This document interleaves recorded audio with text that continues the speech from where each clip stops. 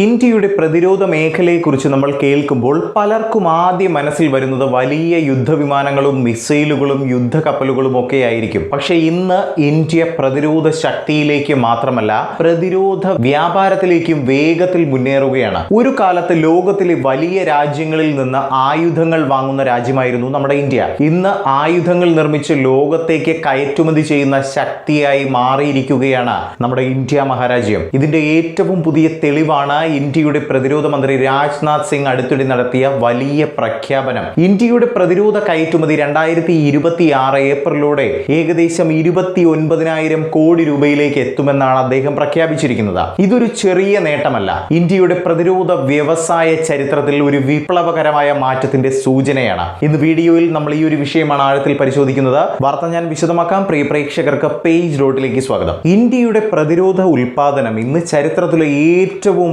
വലിയ ഉയരത്തിലാണുള്ളത്. ഇപ്പോൾ നിലവിലെ സാമ്പത്തിക വർഷത്തിൽ ഇന്ത്യയുടെ ആഭ്യന്തര പ്രതിരോധ ഉൽപാദനം 1.50 ലക്ഷം കോടി രൂപ എന്ന റെക്കോർഡ് കടന്നിരിക്കുകയാണ്. ഇത് കാണിക്കുന്നത് ഒരു വലിയ മാറ്റത്തെ തന്നെയാണ് കേട്ടോ. ഒരു കാലത്ത് ഇന്ത്യക്ക് ആവശ്യമായ ആയുധങ്ങളിൽ വലിയ പങ്കും വിദേശ രാജ്യങ്ങളിൽ നിന്ന് ഇറക്കുമതി ചെയ്യേണ്ടി വന്നിരുന്നു. പക്ഷേ ഇപ്പോൾ സ്വദേശീയ നിർമ്മാണം ശക്തിപ്പെടുത്തുന്ന അല്ലെങ്കിൽ ആത്മനിർഭരത എന്ന ആശയത്തെ വലിയ രീതിയിൽ മുന്നോട്ട് കൊണ്ടുപോവുകയാണ് എന്നതാണ് ഇതിൽ നിന്നും നമുക്ക് മനസ്സിലാക്കേണ്ടത്. ഇപ്പോൾ നമ്മുടെ രാജ്യം ലക്ഷ്യം വെക്കുന്നത് എന്താണെന്ന് പറഞ്ഞു തരാം. 2026 ഏപ്രിലോടുകൂടി 29,000 കോടി രൂപയുടെ പ്രതിരോധ കയറ്റുമതിയാണ് നമ്മുടെ ഇന്ത്യ മഹാരാജ്യം ലക്ഷ്യമിടുന്നത്. അത് 2029-30 കാലയളവാകുമ്പോൾ 50,000 കോടി രൂപയുടെ പ്രതിരോധ കയറ്റുമതിയാണ് നമ്മുടെ ഇന്ത്യയുടെ ലക്ഷ്യം. അടുത്ത കുറച്ച് വർഷങ്ങളിൽ ഇന്ത്യ ലോകത്തിലെ പ്രധാന പ്രതിരോധ കയറ്റുമതി രാജ്യങ്ങളിൽ ഒന്നാകാനാണ് ലക്ഷ്യമിടുന്നത്. ഇത് ഇന്ത്യക്ക് 3 വലിയ ഗുണങ്ങളാണ് നൽകുന്നത്. എന്തൊക്കെയാണ്? വിശദമായി പറഞ്ഞു തരാം.